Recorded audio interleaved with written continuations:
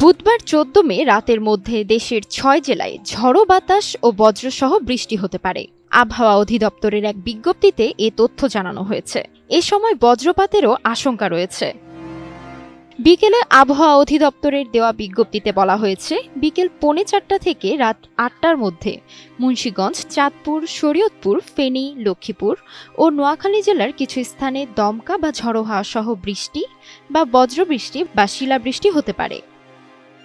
এ সময় ৪৫ থেকে ৬০ কিলোমিটার বা তার বেশি গতিতে ঝড়ো হাওয়া বয়ে যেতে পারে। এ সময় জরুরি প্রয়োজন ছাড়া ঘরের বাইরে না যাওয়ার পরামর্শ দেওয়া হয়েছে।